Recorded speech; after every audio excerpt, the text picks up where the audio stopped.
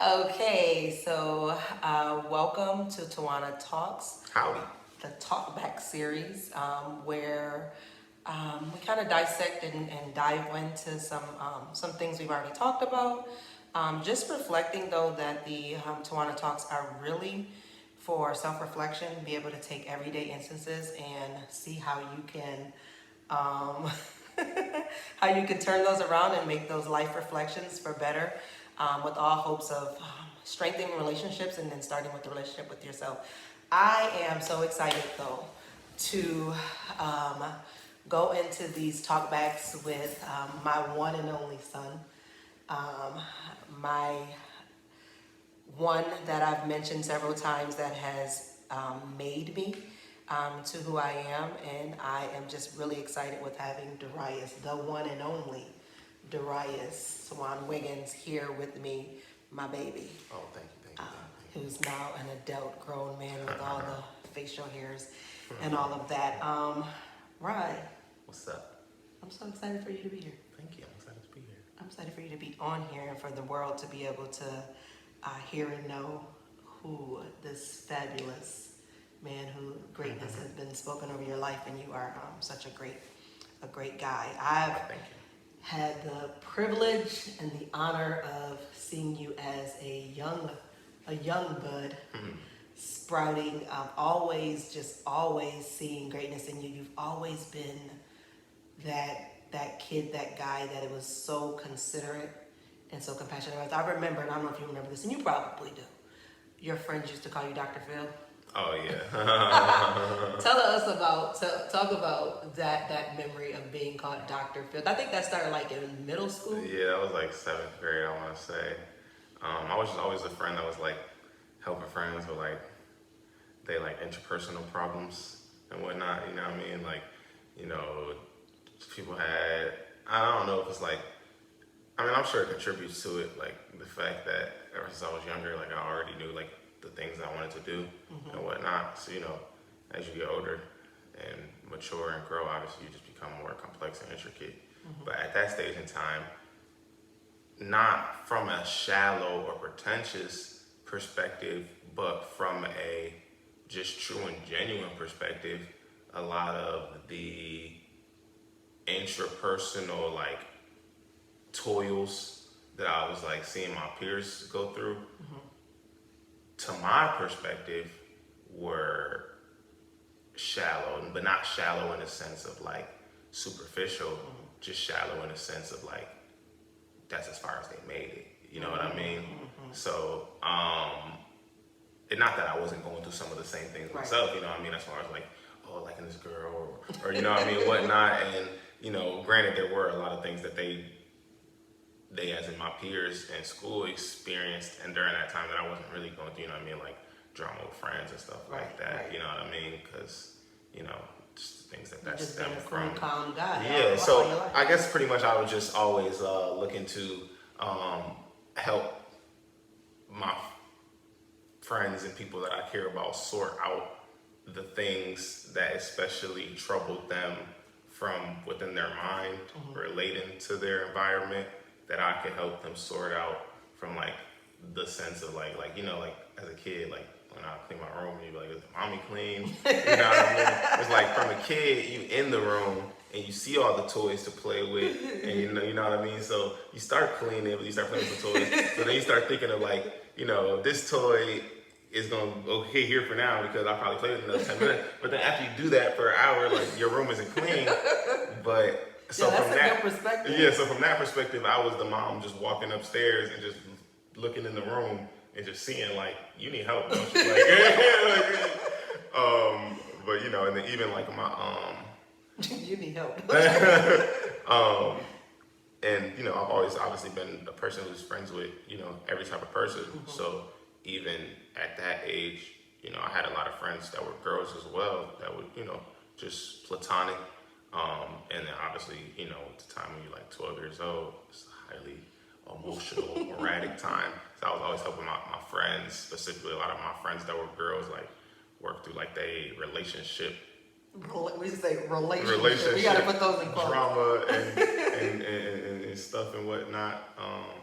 I don't know, just because, like, seeing from, it's funny because obviously, like, in this perspective, it's 3 12-year-olds, but 2 12-year-olds, the issues that they're having on the outside. This But looking at you like, you're not 12. You're right. Like, but if you just like, I see what you guys are saying. I see what you guys are both experiencing. But what you both don't realize is if you put this here, this here, and now look at how you guys are experiencing each other with the situation that's going on right now. Like, you think about that, like, right. But nah, yeah, I know it's obviously just funny, but yeah, I mean, even in present contemporary age, I still similarly look to run a similar lane in a much more pointed way. Where the way that I interact with the community of like peers that I have that I work with, as well as the people, or in addition to a lot of them having been being my long-standing friends and whatnot, that I have the pleasure of working with in the arts and whatnot still. Just not that I per se have, more or less going on or anything like that. At least I try to diminish my ego and obliterate it as much as I can. And, I practice that a lot to just widen the breadth of my capabilities to do so. Though in just back to the main point at hand there is that I still find myself in that role of like not like mediator between the external self and the desired self of the people that I'm around. You know what I mean? Yeah. And my only prerequisite for ever like really being cool with somebody, not considering any of like the very obtuse and like gross characteristics that could push somebody forward, type things like that. But as far as like just regular average orthodox type of characteristics that people may or may not have, nothing is straying too far on either side of the outlier, my only real prerequisite is feeling like that you want more for yourself than I want for you. You know what I mean? Like even when we had even when we were having our falling out and everything like that, a lot of the frustration that I was experiencing was that I knew I was demanding growth and accountability, and it, obviously from a mother to child, I was hurt that I wasn't receiving that, but more than anything, from one person who cares about somebody else to another, I was very frustrated that I felt like I was wanting and then you were even, then willing to like, work or you portray to have, So in that same scope, that's my only, like, when I'm with my friends and whatnot, the only thing, like I said, outside of anything that, you could do in one instance, that could maybe be like, okay, that's not cool. Like, I don't care how cool it was before. That number that you But, outside of those types of things, the only thing that could really drive me away from somebody permanently is like them doing regular stuff. You know what I mean? Like you acting regular, like, because obviously if you're not getting better, you're getting worse. Right. So I demand excellence out of myself, and I'm hard on myself in a lot of ways. So one of the main ways that I know how to show love, and love, I know we've talked a lot about love language in the past and whatnot.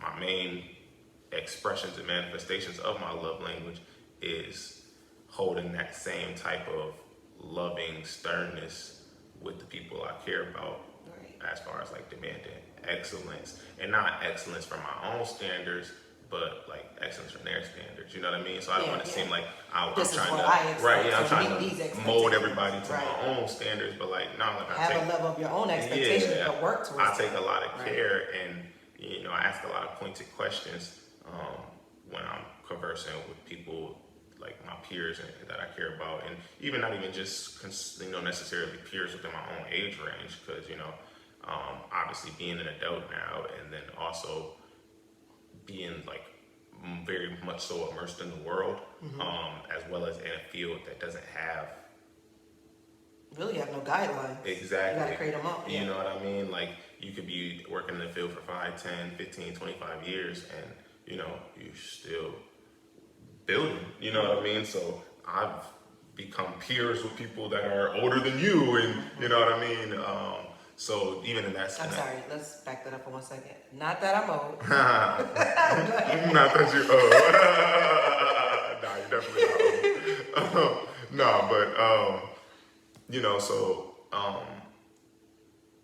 guess what I was saying was that, you know, I ask a lot of pointed questions, and I do that in a sense where, especially when I am passing the time alone with someone, you know, whether I foresaw being alone with that person or not, especially if I foresaw being alone with that person, because, you know what I mean, if that's the case, like, you know, I told homie to come just kick it with me or whatever, you know, and so, of course, I'm already expecting for us to be engaging each other and whatnot, but even in cases, and I've been challenging myself to do this a lot, and especially in consideration of, like where I said, like, I try to, like, diminish my ego and practice that a lot. That's one of my most, I feel like, on the surface flaws that I recognize within myself, is with having a mind that's always working, and you know what I mean, from birth through now, always working to put things together and deep contemplation, and you know what I mean.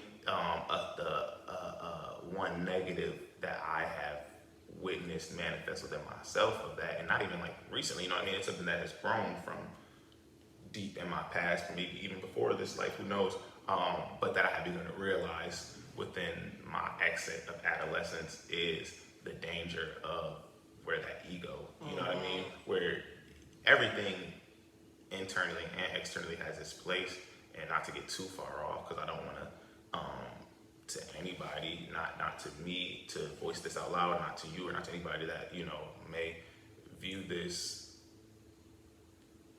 like, villainize the ego at all. Everything has its place, everything is a tool, especially during that age of adolescence, from my own research and experience, especially from the time where you pretty much, like, you start getting your adulting through adolescence, is the time where the ego descends, so to speak, to help you build who you are. Right. So say there is in the inverse, there is a less active, more passive ego too far on the other side of the spectrum, then that's where you have all sorts of identity crisis and, you know what I mean, self-esteem issues. And not that an inflated ego doesn't come with its own self-esteem issues and whatnot.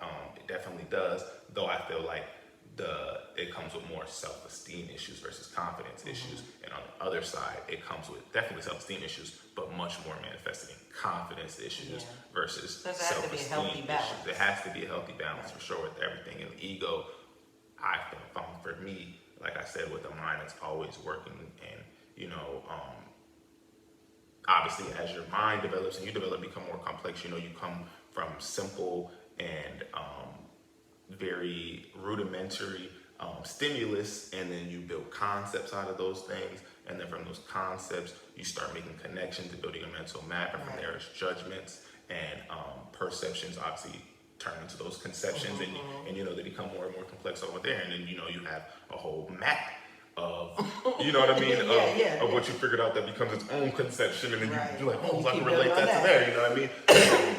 With that is, obviously, there is still judgments, which judgments and conceptions are obviously extremely helpful and beneficial, you know, but like there's a balance, you know, there's a slippery slope of everything, and it can definitely, you know, I definitely combat it and recognize this within myself, as I have found myself, you know, struggling with those things at times, but times where I found my ego to be getting inflated, especially in moments of like frustration, with, you know, a circumstance or people that I care about or whatnot, you know, where you can just hear like why can't they just, or like, I don't get that, or, you know what I mean, and recognizing I'm speaking from a point of my own privilege, not saying that, oh, you know, like privilege in the stigmatized sense, but privilege is in the sense that You are aware. I have made it Right. to this level of awareness that this Right. person is not quite aware of aware. in this scenario, in this instance. Yeah. So it's not healthy, conducive to my own growth or to the overall best solution to whatever situation is at hand, or best outcome of whatever situation at hand, to automatically take up those actions of antipathy versus allowing sympathy. And when, like I said, one of the big things with diminish my ego is trying to allow the world to work on me more than I am working on my conceptions and judgments of the world. You know what I mean? And with that, tying that all back to everything that I was saying before, is trying to be a service. You know what I mean? And a lot of things are very, very minuscule, obviously, but every day I try to, like I said, when I ask very pointed questions, I know I tie them all the way back, especially when I'm passing time alone with someone, because I'm trying to take every instance, especially if it is an instance where I am, actively, I'm not sitting and allowing the words to work on me. I'm not just, being receptive and taking in, but I'm engaging with something physically. I am looking to learn and looking for those opportunities to practice compassion and empathy, especially, like I said, with diminishing the ego, at times where there's people that I just rub me the wrong way, or you know what I mean, or like, oh my God, this dude's so annoying, and like, you know what I mean, stuff like taking that, so much stuff energy. like that. I try to, in those, especially within the past like 3 months, like I say, I've been really, really mindful and adamant on with that, like, a couple, like, for instance, a couple younger dudes that some of my friends may have known from, like, when they were younger or whatnot, but they're, a couple years younger than us. And even with that, like, even with a lot of my friends or whatnot, not that any of my friends are immature, period, so to speak, but we have very different stations of life, you know what I mean? I have some of my friends have kids, but none of my friends that are in my immediate circle have kids. So that's already, like, you know what I mean? And then that's already. So, and then a lot of my friends are at least a few years older than me, having graduated high school, at least a couple years before me. So that kind of, levels are just playing field out mentally a little bit, because a lot of them are tending to think about, more long-standing careers being like 27, 28, where, I'm not necessarily like in that realm, because I've never been in that realm, and that's not, you know what I mean? I already kind of had that figured out, so to speak. I didn't have to devote that mental energy to trying to figure out what else, So, but, I'm just in the same, like, where, the long-term thinking, so to speak, but not to get too sidetracked, but just so where some of the, like, younger homies, so to speak, as that might be around. Homies, that's an old word. Yeah, some of the younger homies, that's what we call them. Some of the younger homies that be around. That word came back for us. Which is funny, and this is because, like I said, they may, I'm 24 now, they may be like 20, 21, you know what I mean? It's not that much younger than me, but it's younger in a sense where, like I said, trying to practice much more sympathy and less antipathy. Because in a lot of instances, I would get frustrated at, like, dude, you're not that young. You know what I mean? You got to think about that critical thinking mindset. Like, your critical thinking, the part of your brain that develops in that critical thinking doesn't become fully developed till about 23. Yeah. So although the age gap doesn't seem far, biologically there are some things that are still missing. And that's a pertinent point to consider as far as, like, in the very so much just experiencing somebody who they are, you know what I mean? Like, where, like, like, kind of like going back to, like, the old adage, you say, like, the more you learn about something, the less you have to fear type thing, where it's like, not obviously, not, I'm really trying. I definitely get the concept. I'm really trying. But, and obviously in this concept, less about fear and more about just being able to express compassion the more you know about something. So, like, even knowing that, and like I said, in those times it could definitely it's a lot of ego that, could much more easily be exercised and put in place versus empathy, whereas, like, I know that, but when I was 20, 21, 19, I was acting like, but you know what I mean? I think you bring a good point with that. Well, let me go back one second, because we talked about Dr. Phil.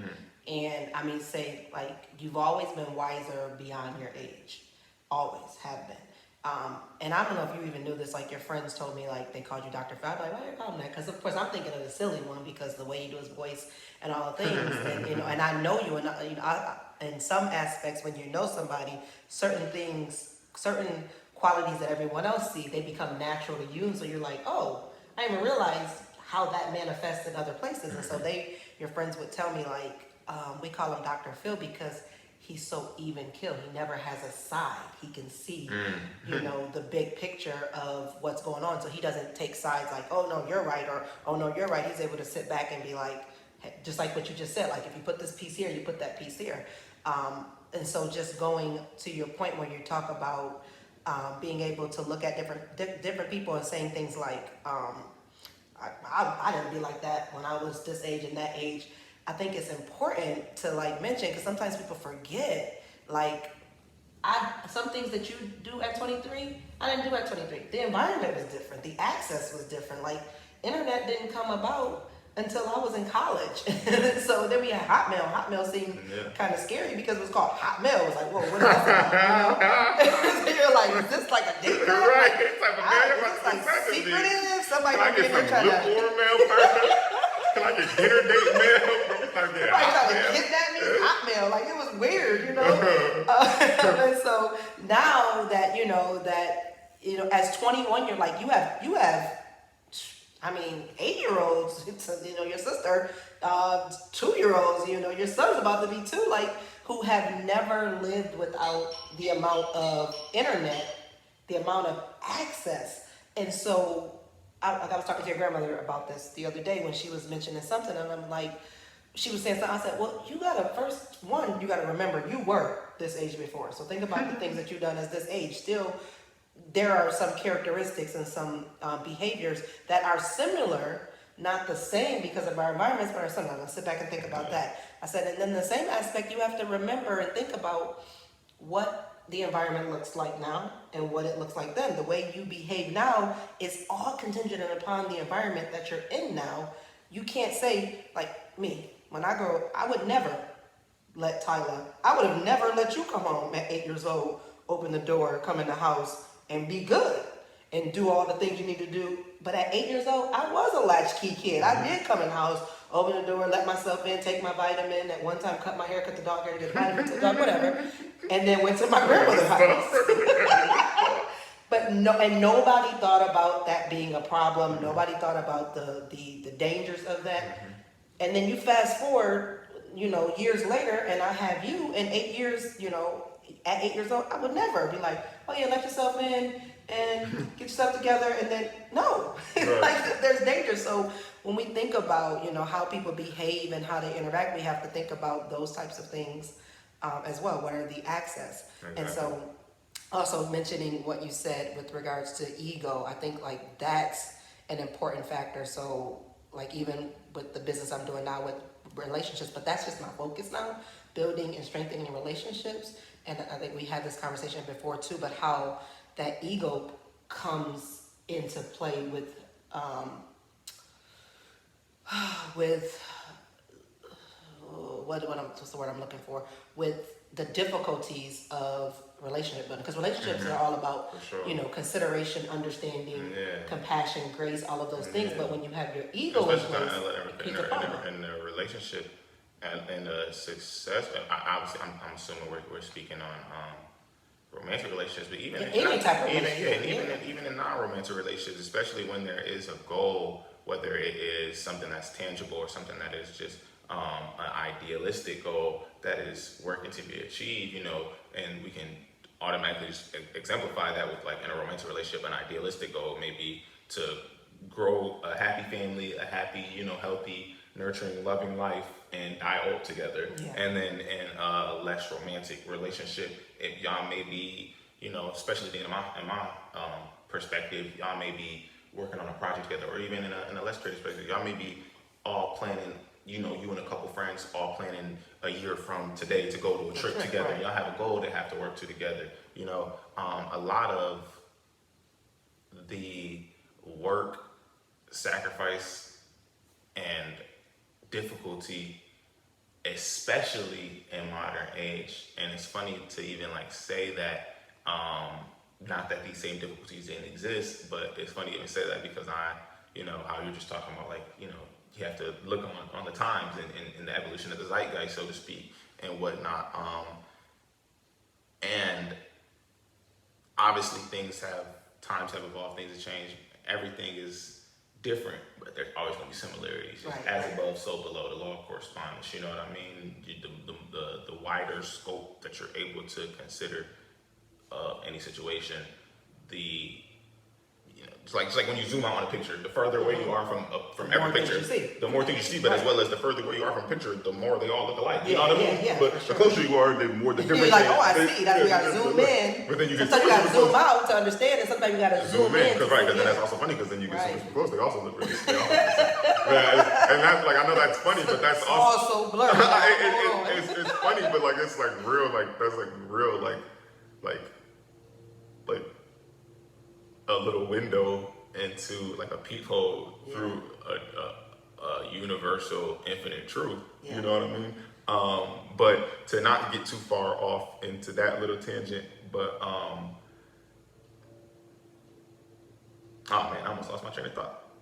But I know we were saying the evolution of the era. Talking about ego, but I wanted to say too, like even in that whole aspect of using those analogies, like zoom out, zoom in pictures and getting a better understanding. Let's go back for a second to the talkback. Mm-hmm. And so, like I said, these are called talkbacks, and the whole aspect of some of the talks are really taking something that's like seems insignificant or something that happens like, oh, just let life pass by. And you talked about like the intentionality of behavior, basically, like, really being intentional, because every moment of your life counts. We shouldn't take life so serious, but every moment counts because you don't go through. Purposely interject with, because that's something that obviously I believe super heavily. Everything is important. Like I have to paraphrase one of my own lyrics in a song I have with somebody. I said something. Speaking of which, the link to music will be in the description, so you can go check them out. Father Debra, we'll talk about that in a moment. It's like I said something along the lines of like, I don't think a single thing I've shown is not important. Like, you know what I mean? But pretty much like there's not a single thing that isn't important in some aspect. That's a lot of deep thinking, kind of contemplating, and even with the analogies, I use a lot of analogies and apply it to the law of correspondence in order to help myself widen my scope of awareness and my field of consideration and my abilities where both lie, awareness and consideration. And one of the little analogous allegorical type thoughts that I had in my head the other day when I was like walking back from the bathroom in the studio or something. Just a short amount of time. Yeah, exactly. Right. And something in those times, something so profound can take place just within yourself.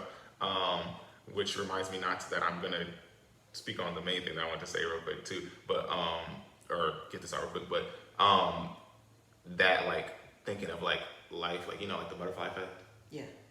So like kind of just like applying like that thinking like with life, like if you like life is like a show, you know what I mean? I think it was because I was watching something and they were like saying like I'm not the main character in this show, which was funny because like they were like the main character, but it was really like two main characters. But that was an interesting motif though that I think led me into that consideration of that. And it's like if you really think about it, like in a very thorough through sense of it, it's like from a divine like almost infinite perspective, every single thing, and this is very so much, automatically assuming that anybody that can, so to speak, subscribe to this is also subscribing to my personal beliefs that there is soul and mind and everything. Some soul and mind forms manifest life, some do not. Obviously, I'm not trying to get too deep into that, but to just exemplify that really quickly, from a high complex form of existence in life that we can think of being human to a lower complex form of existence that manifests life that we can think of being insects and bacteria to a lower manifestation of existence that does not manifest life, but that still contains soul and mind, like minerals, crystals, everything. You know what I mean? But just in infinite varying degrees. It's a lot of like Shinto, which was like one of the Japanese traditional belief in a lot of things like everything contains a soul. There's so many different things. But anyways, like I said, not trying to get into that completely, but if we can, she getting too long with it sometimes, I almost lose my train of thought. But pretty much, I'm glad that you added this little thing out. hold on, because I'm going. Oh my bad. That oh man, I lost it. They're gonna come back to you. Yes, I remember the other thing I was gonna say. I lost my little train of thought on that, but I know I interjected you to say that I kind of did bridge into it a little bit with that. I just try to remember my main thing I wanted to finish with that, but anyways, being in what I believe to be true, like I said, it bridges into what I was saying as well as the mental aspect of existence, that all is mind pretty much is a common axiom that gets used in that realm belief. And again, I don't want to go too far in and losing my train of thought again, but all is mind, and not in the sense of how some people have, there's some scientific theories and people theories that like, oh, the whole universe is a dream in someone's mind. Like, no, not someone's mind, and like the mind. And that's why I say like the law of correspondence, as above, so below, is important, at least in those types of thought exercises, because then, you start thinking like, obviously the brain is not the mind, right. And, the mind is, then also keep going, exactly. So to the infinite degree, right? Like, and it's kind of, what's the word I'm looking for? I don't want to say. Well, I guess it's kind of it's kind of pseudo superheroism of us to think that we understand the mind. It's very egocentric. Our mind, even in that instance, like I think about small things, like I can't even see my back. Let alone understand. I think about that. And it's so funny that you say that, because like literally like in this, lifelong journey of consciousness and deepening the mind, widening the mind, everything like that, within the past couple weeks, within my the times that I have been practicing mindfulness and breathing and whatnot, and a lot of trauma gets held in the body and things like that, and just as well as the way that your awareness for your own body can grow as you practice that awareness from inside out, and the way that can also translate to the more spiritual and soulful awareness of a sensation, you know what I mean? Because you can become more connected with yourself. Exactly, where the physical can transcend. If you scratch your back and you get that spot just right. Right, where the physical can transcend into the soul. But it's so funny that you say that, because like literally, as I've been doing, like literally meditating and breathing, or sometimes I'm just watching TV, but I'm very focused on my breathing and being, mindful. I've been feeling my back more, and I've been like realizing that like I haven't been even oxygenating parts of the inside of my body properly by way of actively breathing, which obviously there's a lot of study, science and whatnot that goes into support of all of the benefits and just amazing phenomena that breathing is. And as well as normal as it is, right. We forget to do it well. And exactly, my point being that there is a lot of it that is intuitive, and most of it is intuitive that we forget, or a lot of us don't know that obviously there's our muscles that are, and they need to be focused on, engaged with in order to strengthen. And like I see it very clearly myself, having like, played sports from 8th grade through like sophomore, junior year, and then in 8th grade, even but you know. yeah, but like, what I mean, like very Yeah, rigorously, like every day playing sports, and then Right. even after that, still outside with my friends playing basketball and whatnot, even when I wasn't playing in school and whatnot, to like, getting into adult life and not being as physically active, and then like feeling, oh, you know what I wait, mean? something's Like I missing. remember, Air? like exactly, like I remember my body feeling different, Yeah. and even though I'm more aware of certain things now, it helps me be more aware, Right. because I remember how certain things felt even in the time when I wasn't aware, to help me bridge that awareness. So to tie that bow really fast, it's just been funny that you said that you made that analogy, because like it's something that's so simple as breath, but it's been super profound to me, that I've literally been feeling like, it was the other day that I felt it for the first time. I was like doing some deep breathing, and like I took a deep breath in, but like I didn't like inhale through my nose. I more so like expanded the inside of my body and allow all the air to enter, and it felt like in my lower lumbar, like it felt like two little pockets, like when your ears pop in the plane, it felt like they had on my back. And I was like, oh, and I was like, what I do? and it literally felt like I started like inflating more of my body, and like I was not taking advantage of my whole body, you know what I mean? Yeah. But it was just super funny and interesting, but I thought it was really funny that you said that. But to just tie back up whatever else I was saying really fast about, you were saying about how a lot of people can't have the tendency to,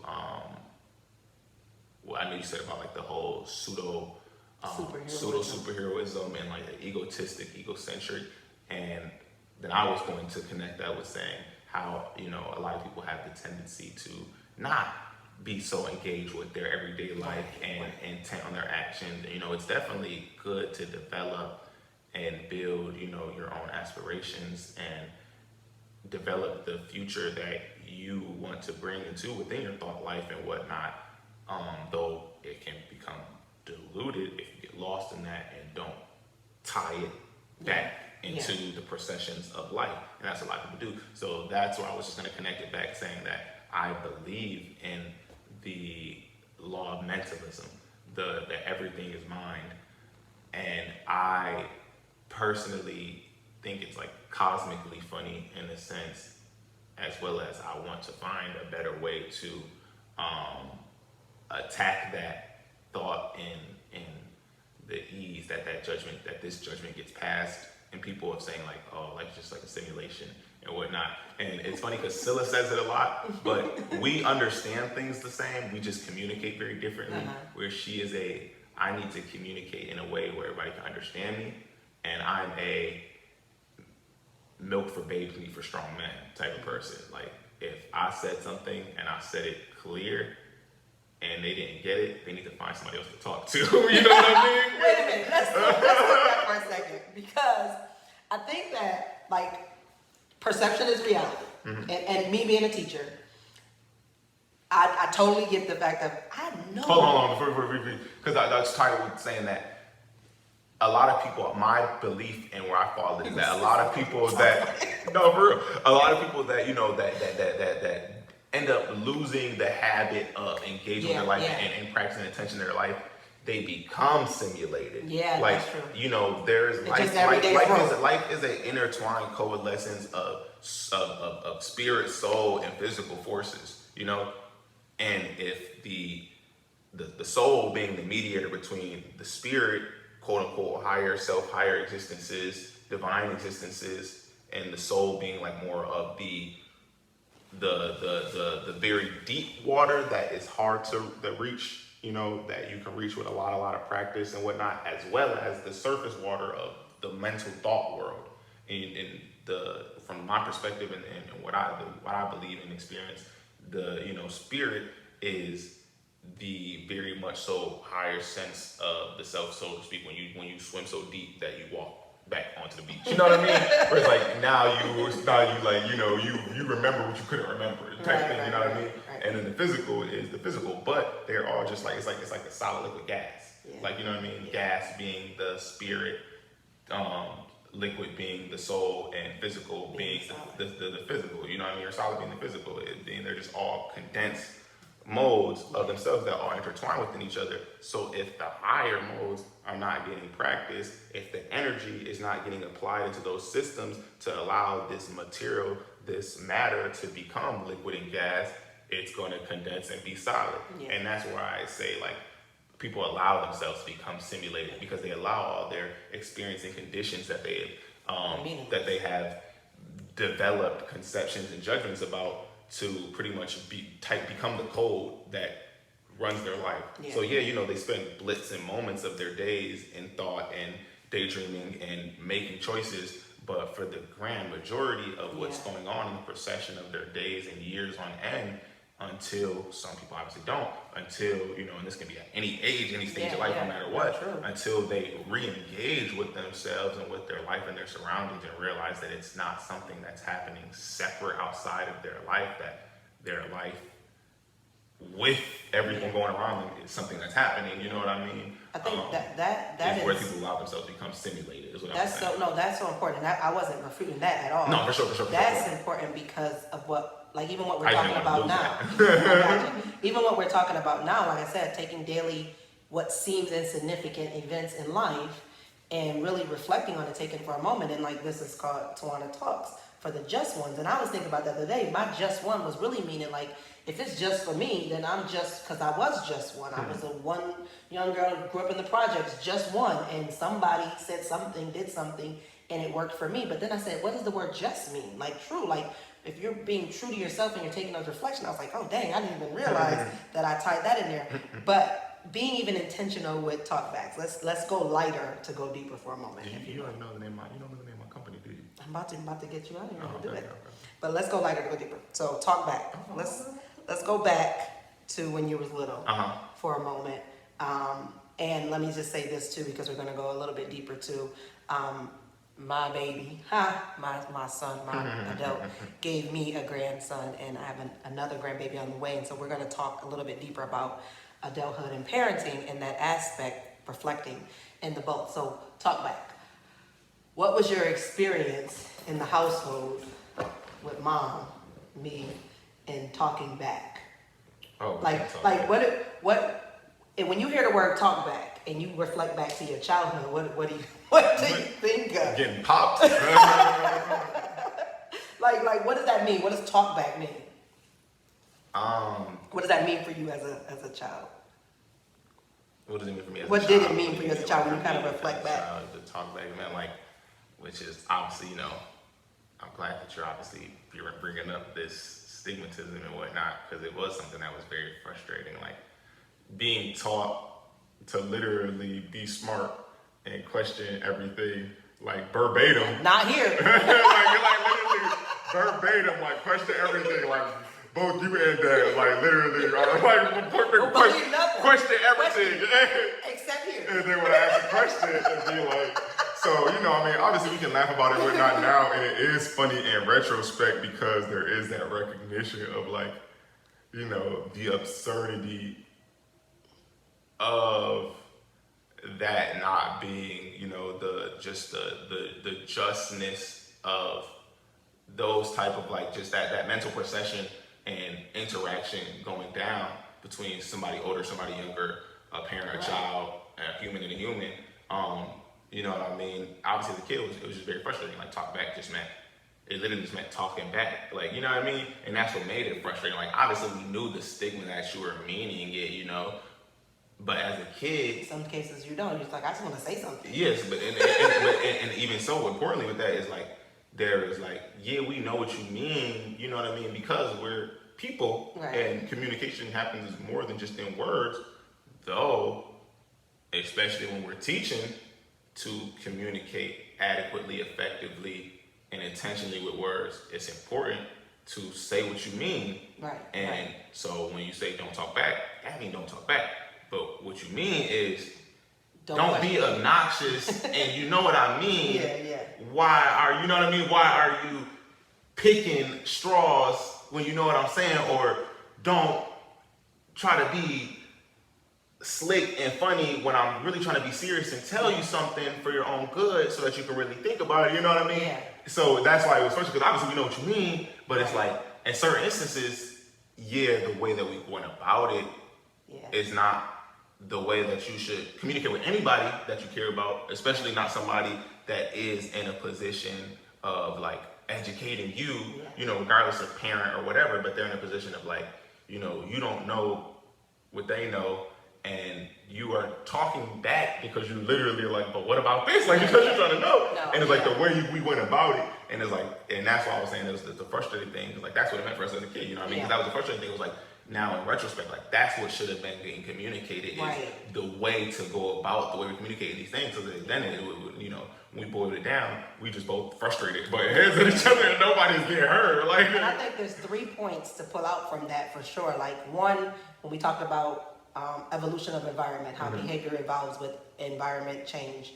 And for me, when I was younger, talk back meant I said it, you shut up, that's that. it, right? And it was like, I got to think. So my check mark on my report card was always talk when not talking to, because I was like, well, I got something to say. Right. I got a question I want to ask, and I always got popped. My mother always popped me because I always had something to say. And so evolution of time and experience, I said, I'm never going to let my children be like that. It changed. It wasn't like it was when I was young, although I still didn't know talk back, but it changed for me because, I mean, and I'm sure that you can agree with this. There were times I was like, there's times that we're going to talk it out. But then there's other times where, no, it's just like, I said what I said, and that's that. For sure. And moving from there, so that's the evolution. But then also going back to the other point was, you know, if I didn't say it, if I didn't say it the way you understood it, maybe you need to find somebody else to talk to. And so getting to that point of talk back was maybe in some cases it was the way I said whatever I said.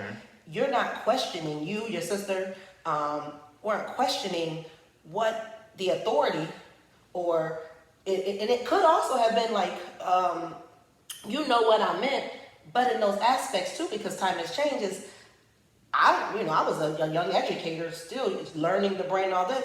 Maybe you don't know exactly what I meant. Like, Right. I can't say that you knew exactly what came out of my mouth, and so allowing you to actually just ask some questions like, hey, when you said, and not be like, no, I said that. Right. You know what? That's not what I Where meant. the interaction wasn't automatically hostile. Right, Really, right. Like, wait, do you know what I mean? Like, And then the third point, I think that, and this just goes back to this, and then I want to really get into really quickly your parenting, and then what you're currently doing, and all of those things. The third point of that was, because you were so far out thought in your time, you were very creative, and I don't know if you recognize this, but I do. You were very creative on developing a way to talk back so that you gain understanding. Your focus and your intent was always about gaining knowledge for growth, and like you mentioned earlier, you knew what you wanted to do at a very young age. And so I just remember specifically the day I was waking you up to go take your AP exam, and I was like, Derriyus, you got your AP exam today, and you were like, I'm not taking that. And I was like, what you mean? You're not taking that? I still don't know what I got. And you were like, I'm not taking that. And I'm like, Derriyus, you gotta get up and take this exam. And your words to me were, I'm not taking that. I'm not using it for college. And I took the class, and not these weren't the exact words, but basically I took the class for the knowledge. And you were like, I got the knowledge I want. Why would I put myself in the mental turmoil to take an exam for something that I'm not going to use? And I'm like, but it's an absence. She was like, I've already planned out how many absences I'm going to have for the year, and I could have this absence, so I'm going to enjoy the rest of my life. And I remember you was like, you have a good day, Mom. And I was like, you was like, you was like, shit, okay, I'll see you later. and the end of the story was, he stayed in the bed, and I went on to work. Like, he didn't go to school, he didn't take the exam. Like, I was like, okay. And that still stuck with me this day, and that's a story that I share with other people. I was just talking to a parent the other day, and I was just like, you know, he knew his goal, he knew what he wanted, and really, why put yourself in that situation where you were all going to be all stressed out for no reason? No reason. And you said, I took the class for the knowledge, I got the information I wanted, Pass I'm my good. class, Have a great day. Well, I was like, I already knew this exam was coming up. Like, so how much of like, because we even talk about like ego and recognizing, and you use the word, some negative portions for you were realizing your ego, And I like to challenge you to say that's maybe a strength. That's a strength, not a negative. It's a That's strength why. in That's why I both. said I definitely didn't want to pass on like the ego is a negative thing, but letting it not get in check and letting it, take action and get used to Right. taking action in places where something like compassion or empathy or sympathy should be taking action more. You know what I mean? Obviously, because the ego, the way I think of the ego is like it's like the contact sticky paper that is like, you know what I mean, like how like on the gold building you used to work at. Yeah. You know what I Nah, mean? you remember that. I just drove by that It's the like other it's day. like it takes all the flies and everything that you, the dust that you, the color, the pigment that you pick up, and it sticks it to itself, and then it shows the world and says, "This is me." This is me. And Right. it's something that is continually reflected from inward to outward. Right. You know what I mean? So the ego is a important, pertinent, vital tool and portion of yourself. Yeah. But though letting it get out You of can check, get it out of the way. It's a balance. it forces it can force a wedge between you and everything else when you are connected to everything else, and it can allow you to your ego and the how much weight and importance you put on yourself, your own feelings, and everything else to become extremely imbalanced, not only with all the life in existence, but then especially with your environment. You know? And that even goes to, we talked about the solid liquid gas of you being, your spirit, your soul. You know, the ego is only a portion of who you are, and so letting that get out of control. How much of this do you think? How much of you becoming? Because you've always been becoming, and like I said, you're wise, and we're always becoming. But how much of this extension of your greater self-awareness and more of your focus, even more so, has a lot to do with, well, let me back up and say this too, because I want to talk about your consideration and how you've always been considerate from the Dr. Phil. I've had the privilege of seeing you grow up, and then also the privilege of seeing you as an adult, and I'm just so honored to be able to see that. Like, I see how you interact with Scylla, and I just, like, I was saying this to somebody the other day, I was like, he's so considerate and intentional about, these awareness of others and being, there and mindful. And I want to commend you on that, publicly, and even with Bronxy. And so I want to say, how much of you becoming a parent has contributed to, self-actualization as well? That definitely a huge, like, it's been like the biggest catalyst, whereas like the first catalyst was like coming into consciousness as a young kid, and then from there, it was a lot of ego, a lot of more gross soul work being done, developing yourself, you know what I mean? And that everybody goes through, and then it just happened. Granted, even growing up, I did want to have kids young because that's what everybody around me had, and that's what I knew, and I always appreciated, even before we even moved to North Carolina, I always appreciated how young you guys were compared to my age, you know what I mean? Like, going to school and like people, parents being how old Nana is and whatnot and stuff like that, and definitely obviously not calling Nana old, but that being my grandmother and that being their mother, you know what I mean, is a big difference. So I really appreciated that, as I got older and got closer to that time, I didn't think that was going to happen, but you know what I mean. But then coming to Bronx, being born and bringing him to the world and bringing home everything like that, and fully becoming into that role and falling in love with life all over again was the second biggest catalyst to literally being born myself. Whereas in a couple regards, one, which is when I could say that it's the more not, because it's not tangible, but it's the more almost it's like a phenomena based, like it's almost like more where you can almost bookmark it, you know what I mean? Even though, like I said, it's not tangible and it's something that's still very gradient type, but hopefully you understand what I'm saying a little more. You do, I know I'm a parent, right? But from so not up until recently, from back then, way back then, childhood, I feel like I forgot something back then. You know what I mean? I feel like there's something I can't remember. I feel like there's something that I'm not accessing that's very important that I can't really remember, and I'm trying to put my finger on it. And the biggest catalyst that set me on the path to getting closer to beginning to more so realize that or remember what I couldn't remember. And which really honestly within the past 2 months, approximately the past 2-3 months, I've just like actually like I think I'm starting to remember what I couldn't remember. Oh, wow. You know what I mean? To even know that there's something that you, I mean, because, you know, growing up as people, there's times in your life you're like, I remember I was 2.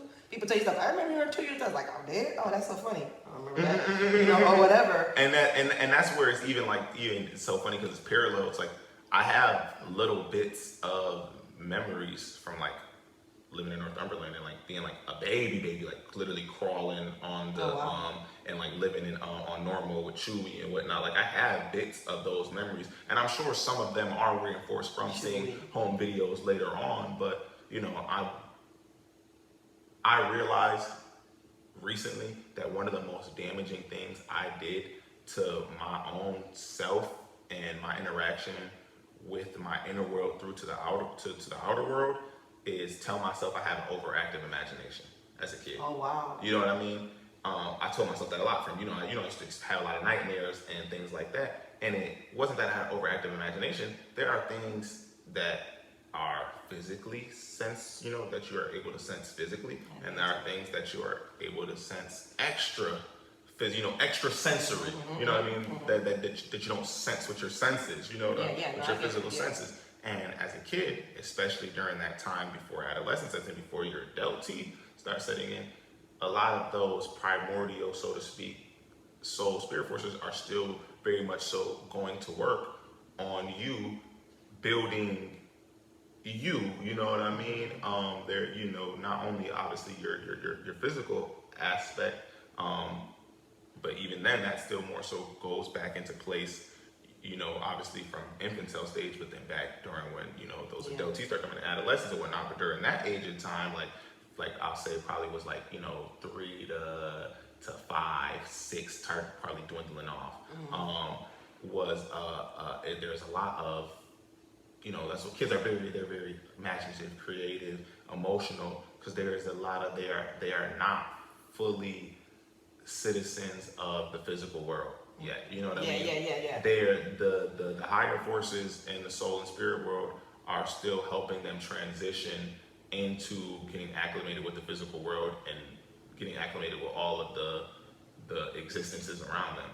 So one of the things I started to realize is, as a kid, like I don't know if you remember, like this, and this is crazy, like, but back when we were living on Northumberland with Nana, and there's this one memory that I have stuck in my head, and that's like, it's one of those things that like growing up, and that's why one of the first instances that I acknowledged recently and I recognized was like, it was so dangerous and damaging for me to tell myself that I had overactive imagination, because it just set myself up to enable myself to not be able to properly engage and develop understanding for the things I am experiencing, as well as not having any sort of connection or validation for the things I'm experiencing from the outside. You know what I mean? And one of the things I remember is me coming upstairs and telling one of the worms I felt crawling on my back. I don't know if you remember that. When we lived in Campbell, it was probably a couple times. I remember, I think I was 5. I remember I probably freshly got my hair cut, so I probably had just turned 5, and I remember I was in kindergarten, I think. And definitely as a kid, I definitely had trouble sleeping because I have a very active and vivid imagination, as well as I'm a kid. And one of my beliefs is that imagination is a precursor and a skill / ability / mental appendage that delves and intertwines into intuition. Yeah, I agree. You know what I mean? And a higher sensory senses, so to speak. So as a kid, having this imagination, these conjurings of thoughts and experiences that are going on both within and in front and intertwined with my experiences that I don't have any outside validation for, but that I'm experiencing. And then it's almost like life became overwhelming and scary because I'm experiencing I know it's there. So many things. Nobody else knows it's but nobody, you know what I mean? Right. And it's like, I know I'm not crazy, you know what I mean? I know I'm not out of touch with the world, you know what I mean? I'm grateful that I at least had the mental sharpness enough, and I can imagine if I also had trouble understanding Right. what other people were going through and empathizing with other people, as well as connecting my own, like more gross and constructive, like just connections, like what was going on. I could imagine how afraid and lost I would feel in the world. Now, if that was the case, I'm grateful I was able, and that's why I feel like I said, going back to the whole, like, I feel like I forgot something, and I'm starting to realize that it wasn't as much like, oh, I forgot something, like a very traumatic, something that I blocked out in my brain, as far as like somebody got kidnapped. It's like the whole thing, like, I can't believe I forgot. Like, no, it's more so like I'm starting to realize like that that there is a piece of myself and my existence, and it's like one of the more vital and archaic pieces of myself, wiser pieces of myself, one of the predecessor pieces of myself, that is the imaginative, intuitive, higher portions of myself that I have been compartmentalizing, but more so suffocating, like constricting. And that comes into, like I said, the intertwining of the denser manifestations of existence and the more ephemeral manifestations of existence, from physical to higher, where, like I said, I'm coming to this, I feel worms on my back. I feel worms. I don't, obviously there's no worms on my back, and I'm more so probably feeling my back, and whatever type of energies, just, especially at nighttime when, and, I know that this is going to get into a realm of very, like, mystified, and, like, people are going to feel what they feel, and, take what they take. I just challenge anybody that listens to anything, like I'm trying to do it myself now, to allow yourself to be receptive.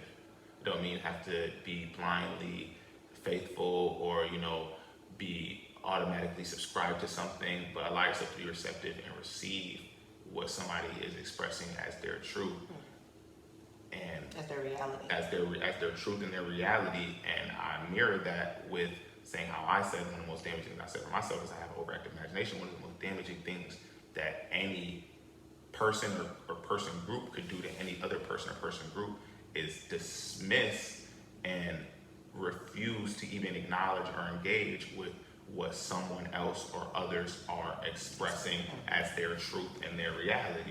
You know what I mean? It's different if, you actually did engage with it, and you know what I mean, and then whole types of stuff went down, and you found out, oh, you really are just lying. You know what I mean? That's different. You know what I mean? But like, I think about like the whole, like, and a much more simple aspect, like the Dave Chappelle, the Cat Williams, and then the much more grand aspect, like homophobia and transphobia and bigotry in that aspect. You know what I mean? How damaging that is to everything, especially considering like we're not separate. You know what I mean? We're not. So that's like you telling a whole group of people, especially even one person, that what they're experiencing is the truth, and dismissing, refusing to even engage with it as a possibility that this is what they're experiencing, is like what I'm doing to myself. And something scared me. I was fearful. I didn't have the mental capacity and the strength and breadth of mind to be more receptive of what I was going through back then, and it scared me. And I was only a child. So during my formative years, I like almost literally like scrunched up, you know what I mean? And that's literally where the slouching manifests. That's where the not breathing correctly manifests. That's where the not sleeping correctly manifests. That's where the wanting to be awake at all times manifests, and the feeling like the imposter syndrome, and like feeling like I'm missing something when I'm sleeping. And then, like I said, I know it's gonna get into a little realm of mysticism, but my own research, I've been doing a lot. Like I've been taking every piece of something from all religions to all ideologies that exist. I take it as a piece of a page of the truth of the book of all. You know what I mean? No, but I think that's really, really important what you said with regards to someone else's reality and truth, and then just digging deeper in yourself and realizing, and I challenge everyone listening to this, is like something that seemed so insignificant as a child, like, how many children feel something like nothing. And the one thing I was going to tell you was on Northumberland, when we were staying there, that was Campbell, words on my back. On Northumberland, I remember it was one specific day. This is the memory that sticks in my head. And this was one of the ones that, like, I think like it stuck with me in such a profound way that, you know, fast forward now, it's helping me like trust in what I experienced and not Dismiss it. dismiss what I'm experiencing, and work to fully re-uncover and, you know, excavate my true whole self. But in the past, it definitely worked to scare the hell out of me because I know what the fuck I just saw and experienced, and no, there is no physical possible explanation. But on Northumberland, I know in the one room that I slept in, there was the bunk bed. Yeah. And Well, no, at Nana's, At Nana's, you had yeah. the truncated. You had the truncated bed. Tashani put on. Okay, that's what it was. Yeah, so that's what it was. The price as a kid felt like it was way higher. You had the bunk bed on camera. Yeah, bunk bed on camera. I know that for sure. So this one, whatever, truncated. And I just remember Shani. It was one day that Shani, we were out doing something and we all went back there and Shani slept over. You know how Shani is. She hit the bed, she sleep. And I remember we went somewhere, she had got some stuffed animal or something like that. It was like some little black, some type of stuffed animal. And was it when y'all went to Darien Lake with Nana? Maybe so. And she had slept with the stuffed animal, and I just remember like Shani hitting the bed and sleep, and I couldn't fall asleep at first because, you know, and like I said, this also goes into like I'm a Leo, and I'm like a true Leo. So it like the Leo, the sun rules Leo. So another way I think about that, I'm still doing more research on a lot of planets, astrology, numerology, and a lot of ways, especially in relation to my own self, but in general. But the way that I think about that on myself and to my limited knowledge so far and the way that my charts and whatnot affect me, when the sun is up, I have that's when a lot of my ADHD symptomology of my anxiety can manifest more because I'm trying to connect with everything. Like I'm trying to, you know what I mean? If I don't get enough sleep, I'll be so lethargic and grumpy because truly I want to be up and be connected with everything. And you know what I mean? And I want to be experiencing stuff and I want to be, you know, sharing love and laughing. And, but you're tired. You know what I mean? But I am fucking exhausted. So I know, no, but trust me. But at night, it's like and when you're sleeping, your soul is, your body is resting and your soul is going to work on all the things that you have interpreted and ingested in your day, and it is delivering the fruitful things up to your spirit. You know what I mean? At night, I definitely experience the much more active of the soul and spirit, you know, activity for myself and in life in general, especially around the 3 a.m. times. There'll be a lot of times at Grand Oaks, you know what I mean? I would get up and go upstairs at 3 a.m. because I just feel so weird downstairs and I would feel creepy, and you know what I mean? Or I would pop up and look at the clock and it's 3:30 a.m. You know what I mean? Stuff like that. But I definitely feel like the less bound to my body, so to speak, during the nighttime when the sun is up. I feel the like the sun is like the magnifying glass concentrating my intentional energy all together and allowing me to swirl them together and work with them, and that brings their own benefits. And the nighttime also has its benefits where, because I have been there a lot of the night, I have done so much work on myself tonight, but it also has the risk of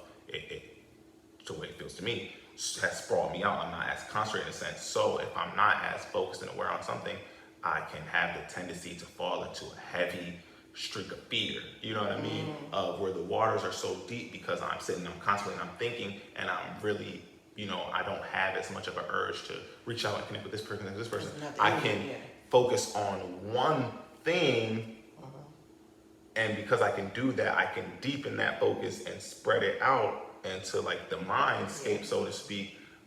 And though when I do that, just like, you know, like if a kindergartner steps into a college, like, oh, so cool, so much education and learning you do here, but at the same time, it's a lot of big people walking around, it's a lot of emotion. So that's the exemplification of the presence of that fear applies in that, where fear is just, you know, a different degree of passion. You know, of interest, of love. It's a different, you know, it's just a different degree of it on a different scale or on a different part of the scale.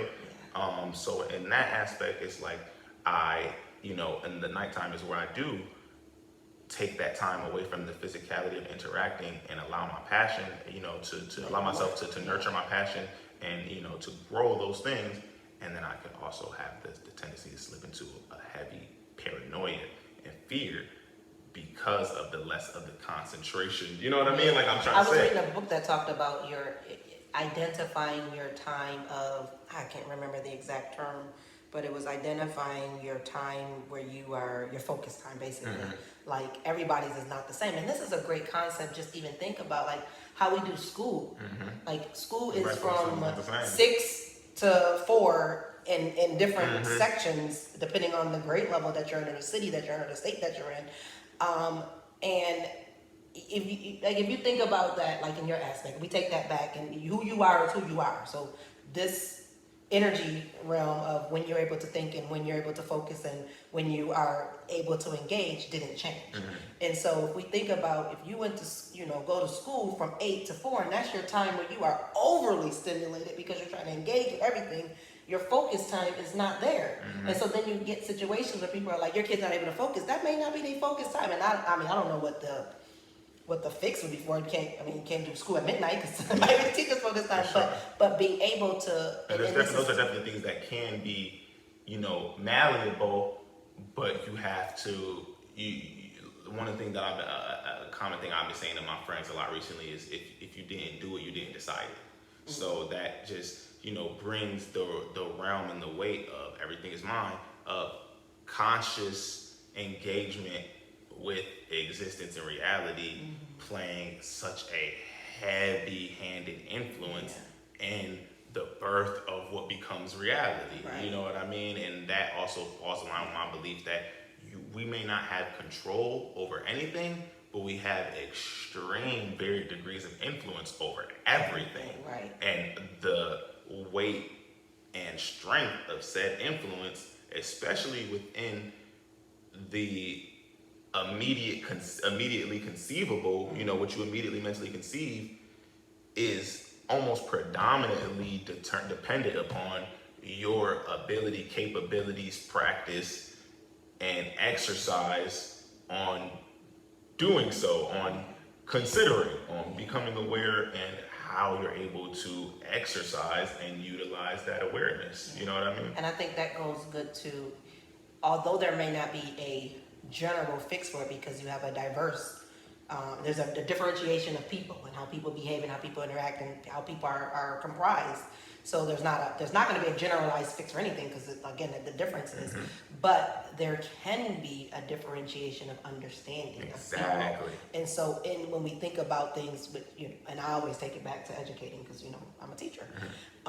And so when I think about that, you're just thinking about, and then we can also take it into home to romantic relationships, to partnerships, to business, to school.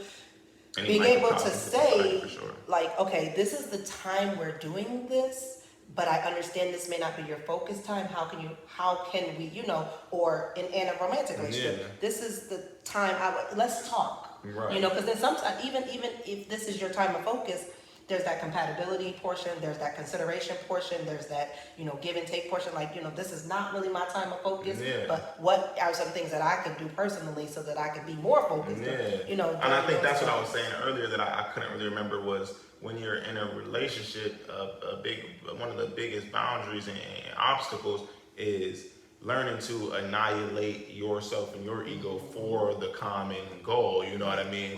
Whether the common goal is, like I said, something more ideally, like you want to have a good life with your spouse and develop and grow a happy family. Exactly. You can annihilate yourself, and that doesn't mean, get rid of who you are and everything like that, but keeping your ego in check, diminishing, you know what I mean? It's like sanding down the parts that are not helping the door close and stay closed and open when you need to open it. You know what I mean? Like you gotta buff some of those things out, carve some intricacies and some things so that the fixture and the system can work how the system's supposed to work for what you want it to do. My major thing that I've been saying for a couple of years now is like, what's your goal? Like if in the middle of like in the beginning of a conversation, what's your goal? Because let me know. Like, no, we're so real with that. That's how I know some people like I said, like I'm I'm really am. I'm a milk for babes, meat for strong men type of person. Is your goal to argue because then I can respect it? Is your goal you want feedback because then I know how to listen? Is your goal just want me to listen? I find myself in the position where a lot of people come to me for feedback,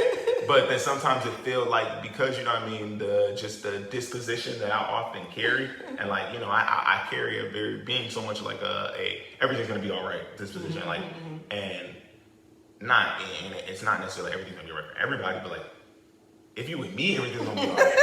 And like why? Because I said so. Like it's gonna be okay. Like and I know that for true because it always has been. And that's exactly like, and that's something I say. Like I probably have a world record for the most times one person has told any grown man to simmer down.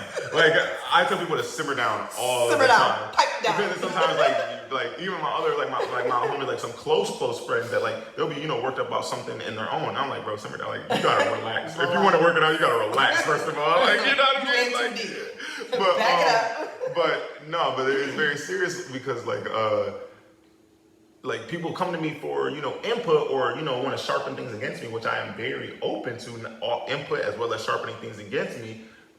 But then when it comes to a point where it's like, are you trying to lead me into giving you the answer you want? I immediately stop. I'm like, wait a minute. What are you asking me? Or where it's like, what I mean? I have some friends that is they struggle to get to what they're trying to say. And I recognize that, and I know because I struggle with that myself a lot of times as well, and I have consciously worked on that a lot, but I know there's sometimes, especially when it's something so deep and pertinent, that I want to get it out, and I want to frame it right and make sure I communicate it as best I can, and I end up muddying it up. You don't want to leave it later, but like you understand, talk to somebody. Exactly, and I end up muddying it, right. No, I'm saying for real sometimes though. And I didn't want to, I don't also want to feel like I say that, like, I say something, somebody don't get it. And, I totally you know what I mean, right? Like, totally but in those instances where it's like I have friends, they try to, and I sometimes like, because I get it, and it definitely is a frustration, but not me getting frustrated with them, but more so me treating them in the instance where I care about what you're saying, and I want you to be able to express what you're saying, and this is the time you have to express what you're saying. I'm not going to go off, have another conversation. I'm not going to cut you off. I'm not going to just act like I'm paying attention. But I'm going to stop you right here. I'm gonna hit you with a stop, make all your thoughts hit the wall. And I'm gonna be like, calm down. Like, you know what I mean? What are you trying to say to me? Right. And I want you to know, like, I'm making eye contact with you. Like, I don't want you to think, like, I don't care about what you're saying. Like, because I care deeply about what you're saying. And I also care deeply that you care about what you're saying. And you're trying to express something to me. And you're having difficulty. So I want you to take a breath. Like, you know what I mean? Take a breather. And think about, like for instance, like, Derek Mayo is one. Like, me and Derek's still close as hell. Oh, that's awesome. And he has a lot of things that he's working on. But sometimes he struggles with communication because his mind works so fast. And he's trying to communicate, so then sometimes he's going back and he's like refiguring things that he's thinking in his head and speaking out loud and like, you know what I mean?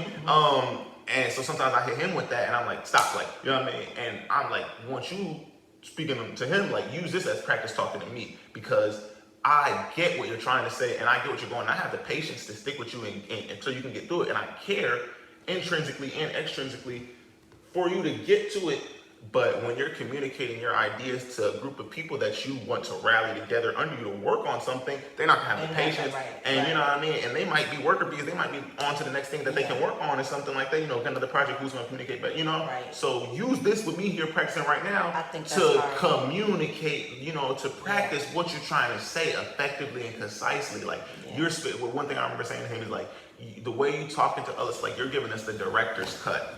But when you speak to them, you gotta give them a trailer. Yeah. Like they gotta get all the information in the flashy way, quick. Right. You can sit here and give me all the behind the scenes and show me how you put together the CGI and everything like that, because I care truly about what you're saying. I want you to be able to put the trailer together. Yeah. You know what I mean? No, and I think that I want to say that I that's a strength, and I appreciate that you do that for friends and other people that you're in close proximity with and in close relationship with, because I think that to his, not defense, because I'm going to defend him, but to people who may struggle with, getting a point across, I think that's an environmental evolution because we're so used to being in an environment where it's like, all right, come on, what's the goal? And that's I recognize it within myself a lot, where it's like, get to the point, even a simple thing, like get to the point a lot, but even in simple cases where like, I could have seen something funny on TV or something funny happen in life, and then when I went to go try to tell it at the lunchroom table or whatnot, just from the amount of conversations that are going on and people saying something and how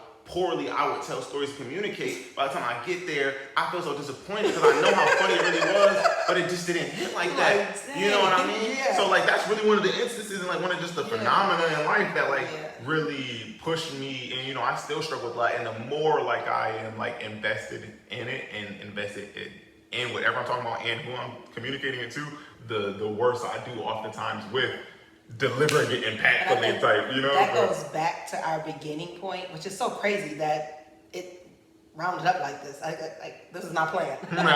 Going back to Dr. Phil. So, you know, my background is in psychology, and so understanding that in that aspect, and then also being a coach, is being able to help people decipher their thoughts so that they can be able to, in some cases, compartmentalize them so it doesn't become this mosh pit or this throwing a foul. So then you're like, oh, these all go here, so it's not.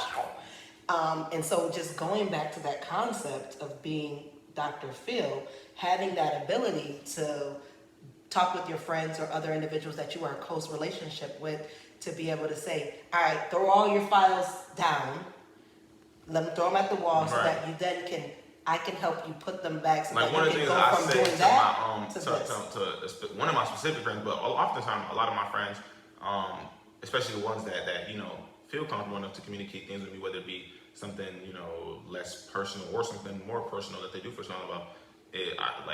I find myself, I say like, say what you're trying to say, like you know what I mean. And I do this as well a lot with Scylla though, where I'll do the same thing that I see in other people that are like, you know, where it's like beat around the bush a lot and build such a disclaimer up to somebody who already knows me, and I don't have to, you know, give all these little precursors and things like that and point in the direction of what I'm trying to say, because I can just say what I'm trying to say.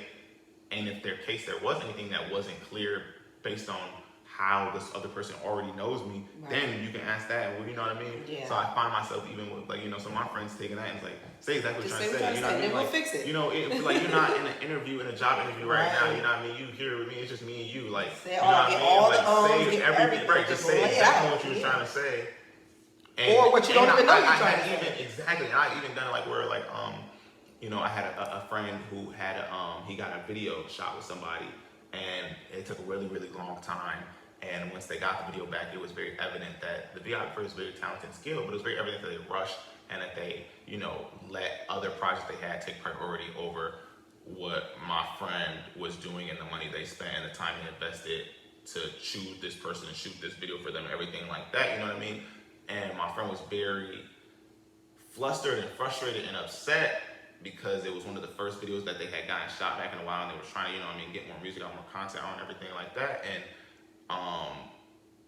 you know, they kind of already had a timeline on things they were trying to do, and this person told them, you know, they kept giving them expectations and then took 3 times longer. You know, it's very frustrating. So they were trying to communicate that, and you know, first I validated. I'm like, bro, exactly how you feel is like you're not tripping for how you feel. You know what I mean? Which can also be important. You know, in the same sense where if he was like wilding like you, bro, you like I get why you feel like, bro, but you can't say that. You know what I mean? Yeah. Or you but can't validate it. Let me hear it. But so in that same sense, like I told him, like, bro, like I know, because one of my things is, and I communicate this and express this to especially people in my generation, and I feel like it's definitely prevalent in probably most generations, but I see it especially, you know, interacting with my generation, is that we practice so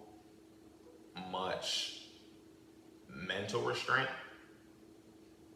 through way of conditioning and mostly conditioning and, you know, societal norms, you know, pretty much molding ourselves and embracing ourselves and rubbing ourselves down and to fit and to interact and be able to move in a way that is orthodox and comfortable for others to conceive around us, you know what I mean? Yeah.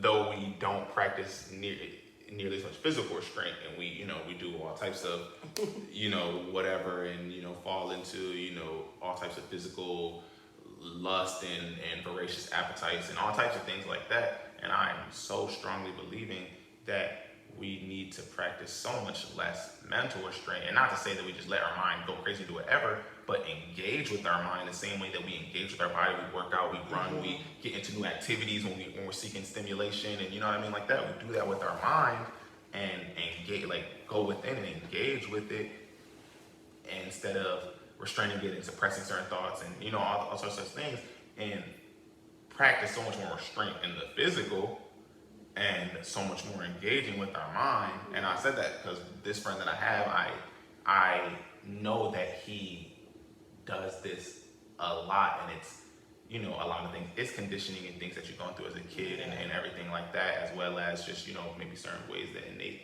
maybe certain struggles that are older than this lifetime for you. You know what I mean? And I know that this specific friend of mine, they snuff themselves down a lot because they are a very emotional, very pink boy. You know what I mean? They're very like, you know, not that they're even like flamboyant. Well, I mean, I guess they're flamboyant, but not even like in the sense of like where it's like, like, you know, anything that has anything to do with, you know, their sexual orientation or anything like that. Not that that is any, you know, more just reason for any type of judgments or anything like that. But you know, they're just a very like a wear their heart on the sleeve type and of it's person. like you said before, it's the environment that has evolved. And this is the way I challenged him, where it was like you know, the same person with this video, and I said, bro, like I'm gonna help because you know he knows that I'm very good with words, and you know I'm used to being professional, and you know having to communicate with a lot of people in different stations of life and whatnot. I said, sit there. I said, type exactly what you want to type in your phone,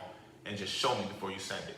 And I will literally help you proofread it and make it something that is more easily digestible to somebody like that new age chat GTP. Like literally, I will make it. I will help you make it more digestible. To somebody that you are still hoping to work with. You know what I mean? That you're not looking to solve. But I'm betting you that I'm gonna have to touch this way less than you're assuming I am. Right. Yeah. So give you that confidence. You know what I mean? Yeah. So he sat there and typed this message out. All I did was like add like some punctuation somewhere and like move a thing around to make what he was saying more clear, and then like deleted 2 sentences because he was like over explaining himself, and you know what I mean, it came off as very unsure of himself and over explaining, and like it didn't even need to be said. Like you said what you said, this is clear, it's not insulting, it's very, you know what I mean, straight to the point.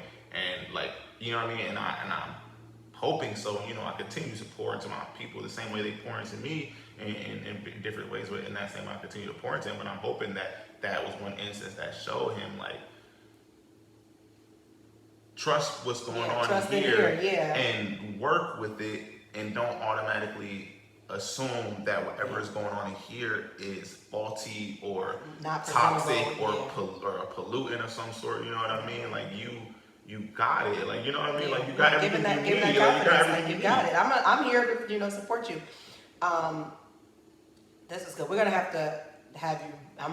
Who is we? Me. I'm gonna have to have you back on, for sure, because I would love to talk about generations, for sure, and how because you touched on that, and that's an important factor to identify generations, because it goes back to what we talked about environments, evolution, things of that nature, and how and it's always fascinating to me on how generations interpret and behave in different situations. And we you know, we make light of it, we laugh at certain things, but I think that's a key point.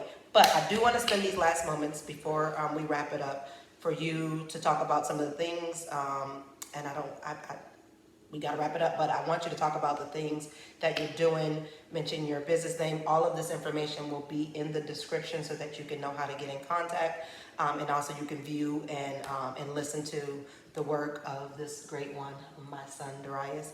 But go ahead, I'm gonna leave that open for you to talk about your business name, music, all of the things. Thank you. Art, don't forget about art, because that's his first love. Yeah, so I mean, pretty much everything I do is art, in one sense or the other. I go by the alias Debra. For most often. I have a lot of visual art in the works, but most on the horizon is I have a musical project coming out sometime soon, within the next 2 months. Just follow me on Instagram, Avatar Debra, Debra, and we will keep up to date on that. I have been very, very silent because I have been very hard at work. I'm like a hermit. I go to work like house back where Patrick lived, like just the sand, and you just throw the rock over you. That's how I be. I'd be like, I be in there like this. Is this a house or a rock? but no, yeah, seriously. Yeah, I've been working a lot, so I definitely appreciate anybody that cares to check me out. I have just a couple singles out right now, but there's going to be a lot of music coming out. It's been quiet because it won't be for much longer. And what's your business? My business, Just Goods. It's funny. That's what I was saying. It's Just funny. Goods. Just Goods. And my business is Just Goods for similar reasons, because it is just goods. There is, right now we're still in the building stages.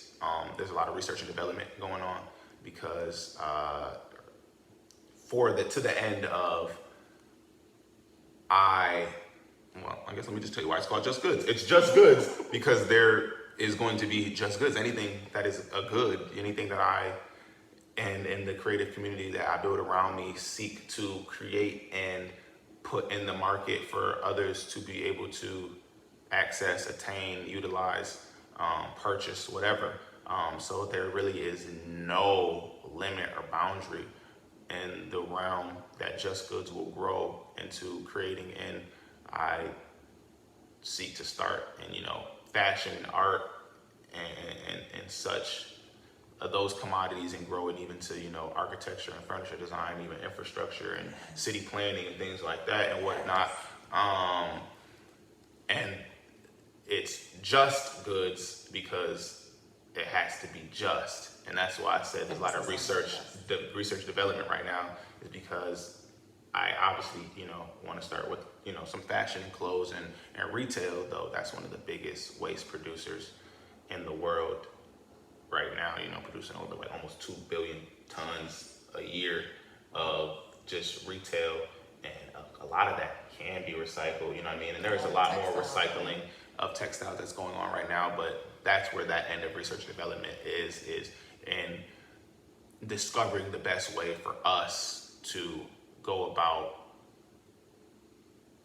being of service to the earth and people by figuring out the insertion of our chain in the chain link of breaking down the waste and utilizing it for something new and, a much more, everything has to be ecologically conscious and just, as well as everything has to be just along every stage of anybody that touched, worked, or contributed on anything. So that's why it's still it's been a business since 2019, 2020, so 3-4 years, but it's been heavy research and development. And right now I do a lot of consulting under Just Goods right now, that I can take in income from, while there's no merchandise or retail that's actually out, though it's going to be something that is going to be a conglomerate, a community. Like it's going to become a creative house. Right now it's just a business, but soon it'll be a creative house, and it's going to be something that'll have its own legs and flagella to and move people around. can contact you just via your Instagram? People or can contact your me website? on Avatar Debra on Instagram. You can email me Debra Here and Now. Avatar Debra Here and Now what? Debra Here and Now at gmail.com. Debra, Debra, here and now at gmail.com. In the description. Twitter is Avatar Rye. I just be around. I don't think I got LinkedIn, but I be around. Yeah. And now we'll finish this off with the last thing I did say. Northumberland.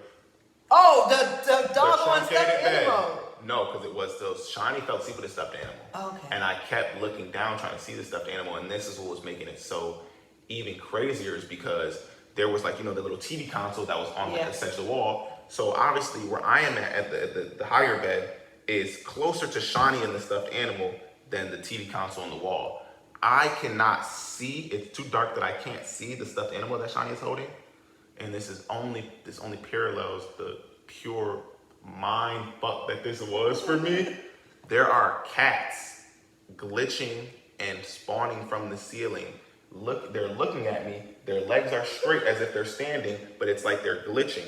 and they're, you know, down to the, I just got in bed, I'm not asleep. I've never experienced sleep paralysis or anything of the sort. I literally kept doing that. I kept looking down at Shawnee, seeing that she was awake, and whispering to her and like looking up and seeing it.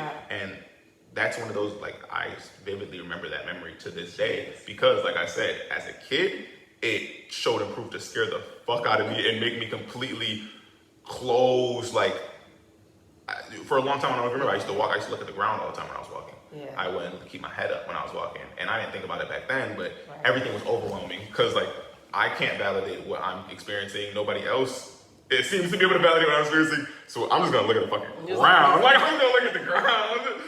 And now it goes to help me not, like you said, dismiss what I experienced, because obviously I still remember that for a reason, you know? And just into this, your experience, whether of physical reality or a mental reality, shapes how you behave in situations. And so going back to your point with regards to understanding, not understanding, because you can never understand what somebody else is going through, but having the compassion and the listening ear to say, to not dismiss what they're going to get an understanding of why people behave the way they behave because of what they experience, whether it was mental experiences like or said, physical you can experiences. gain that understanding for sure. That's just that's one of the things that is so, I feel like it's so just like, it's lost on people, because people go through I don't understand, or you know what I mean, and they have all types of like biases. It takes too much mental work too. Exactly, they have all types of biases, and if they can't understand something or can't conceive of something as, you know, as their life going through it or whatever, you know, they dismiss it or whatever type thing. But sometimes understanding is not gonna come immediately. You know what I mean? Just like in school, so to speak. You know, you learned and you started a new chapter in math, science, English, whatever today. It might be a week and a half before the final quiz before you really get it. Like, you might not get fractions until you actually bake it. Oh, a teaspoon actually is smaller than a tablespoon. But that don't mean just because you didn't get it that fractions not real. Whatever they saying about fractions is not true. Like, they should be talking so much smack about fractions. Like, fractions really just got to do everything. And like, oh my God, 1/2, 3/5, we get it. Fractions, just so dramatic. Like, I think that point definitely goes back to what we said with understanding, back to the whole concept of the talk back. Like, being able to talk back to understand, and this has been another level of understanding you, and you understanding me as well, because we're talking back. For sure. And so I just want to say that I appreciate this time with you, and I am publicly saying this, and I've said this to you privately.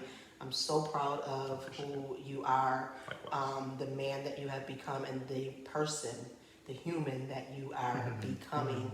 And the tip I posted today, this will release well after that tip was posted. Parents, take a win, and he's my win, so I'm going to take pride in that. Winning, because 23 of them chromosomes belong to me. But still, I am super duper excited about all of the things that you are going to put into this world, from your legacy to all of the things that you put your hand on. So thank you. We're going to keep it going. I love you too. I had to keep like past 30 minutes. I gotta go get Tyler. Oh, snap. Bye!